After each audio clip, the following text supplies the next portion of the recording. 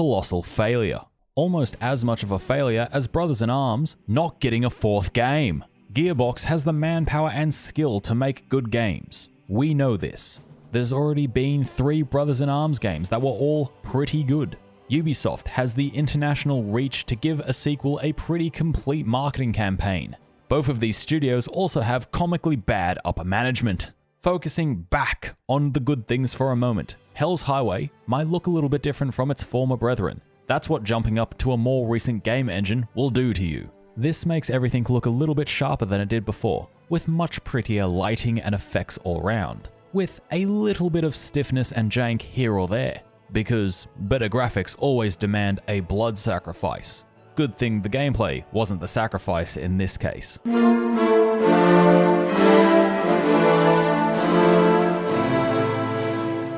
Hell's Highway is a good case study on what trends were hitting the broader shooter genre in 2008, coming in the wake of Call of Duty's success and the emergence of Gears of War as a pretty popular cover-based shooter, which also just so happened to be developed by Gearbox. So, being a decent pack of developers, the line workers at Gearbox repurposed bits and pieces of their knowledge, mainly a camera shift when the player character enters cover, into Hell's Highway. Most of Hell's Highway is seen through the eyes of Matt Baker, as you'd expect, but you can actually nestle up to and take cover behind those glorious chest-high walls to properly use them for not getting deaded by them German boys.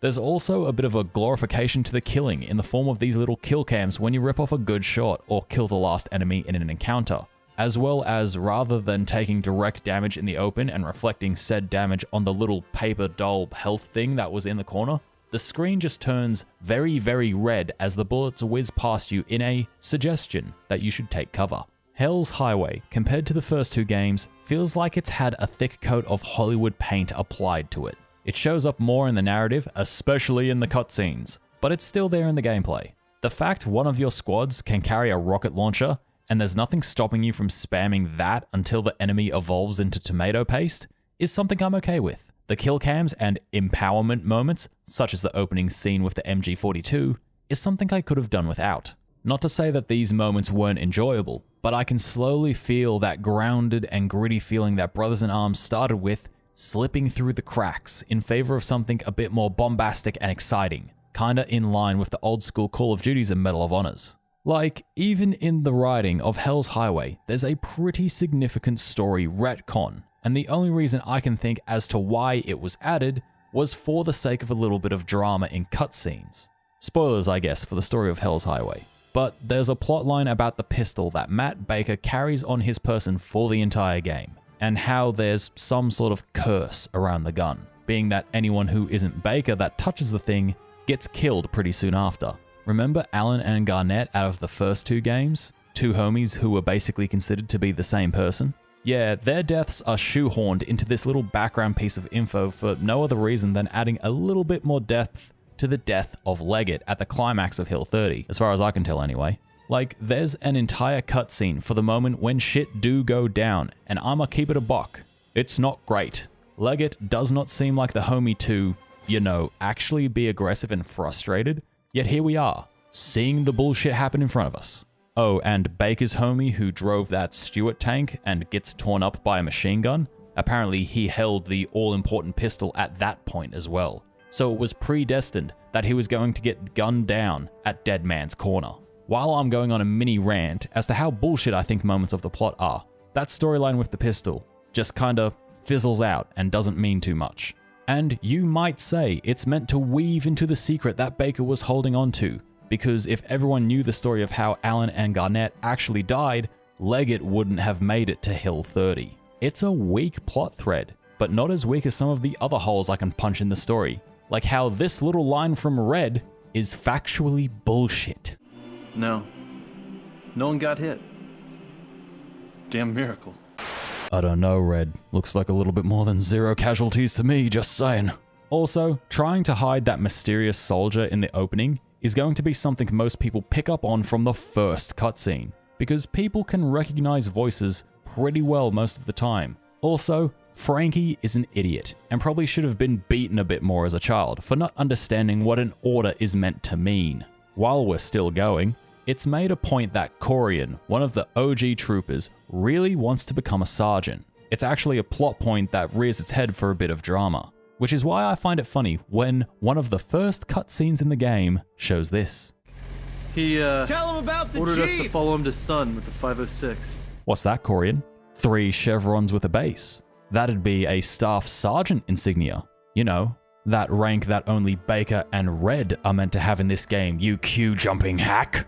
Remember when I mentioned drama being part of the story? Oh yeah, there's a lot of drama here. A lot.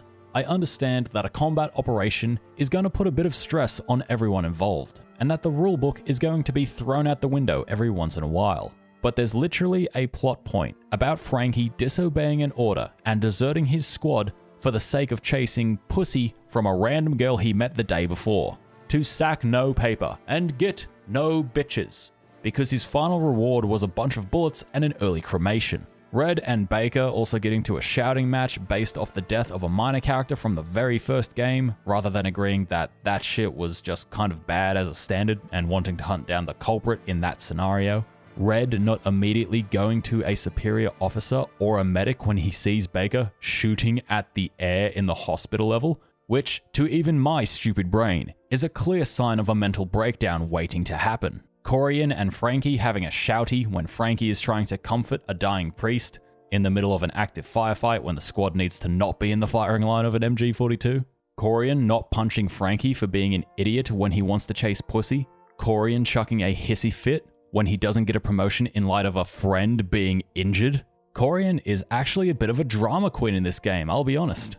There's like one good point I can think of involving Corian. That bit with Baker's face being fucked up and the moment with Red, yeah, good moment for Corian right there. Doesn't help him too much in a few levels time, but no well. So, as you might be able to guess from the amount of bitching I just carried out, this Brothers in Arms is a little bit more dramatic and Hollywood-like in its entirety. Not necessarily to its overall detriment, but I'm still going to complain about it.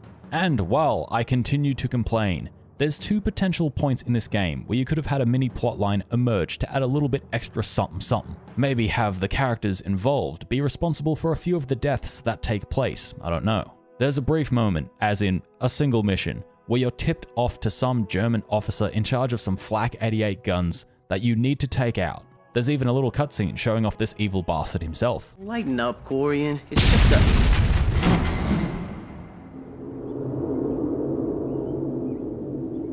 And here's where you end his existence.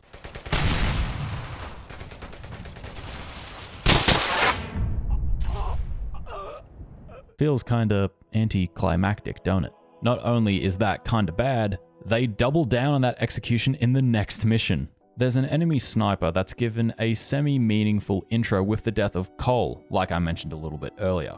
And in the very next mission, you're shown him taking out another friendly soldier in a church graveyard. I don't think it would be beneath the game to kill another character you've gotten close to right here. At least this sniper gets a little bit more of a send-off than the Flak 88 officer. That right there, aside from another minor story where you're trying to track down this kid named Pieter because his dad is actively helping you out, is about the extent of interesting plot points that occur in the entirety of this game. Do you smell that? It's the scent of missed opportunities. Seriously, you missed out. You could have done something with some of these story moments. It reeks of wanting to be like other successful shooters on the market, rather than sticking to what made this series work in the first place. However, the composition is still solid. Ed Lima and Duncan Watt did a nice job in carrying the OG feeling of Brothers in Arms, keeping that World War II doco style sort of feeling to the sonic aspect of the experience. No song feels out of place or mistimed for the situation, and you've been listening to the soundtrack the entire video so far. You could almost say that it's still pretty good. That's the sentence I can run with for Hell's Highway as a game. It's still pretty good. Even though it's a bit older of a game these days, it's still a good game to experience, especially coming off the back of the other 2 entries in the franchise. There's a bit more drama than I feel is needed, but it's still pretty good. The gameplay has got a few holes in it, but it's still pretty good. The narrative misses a few beats, makes a few mistakes, but it's still pretty good. And the theme of the narrative carrying my interest in Brothers in Arms still holds true in Hell's Highway. And it's the reason I'm hoping for a 4th game, because they all but confirm the location of said hypothetical 4th game with this little sliver of dialogue. You've made it through hell. How do you feel about snow? I can handle snow. Brothers in Arms, in Bastogne, Battle of the Bulge, one of the bloodiest and most horrific bits of winter fighting that didn't involve the finish? Oh, to be blunt, Hell's Highway is a good game. Highly recommend if you took my advice in the last Brothers in Arms video and played Road to Hill 30 and Earned in Blood. Otherwise, you're definitely going to be missing out on some context and impact behind some of the deaths. I've got a strange sort of feeling with Hell's Highway as a game, knowing that some writer at Gearbox probably has an idea of how the story will end, but we probably won't ever see it. Feels sad, man. Oh well. In the next one, I get to drop out of a spaceship and enjoy moody atmosphere.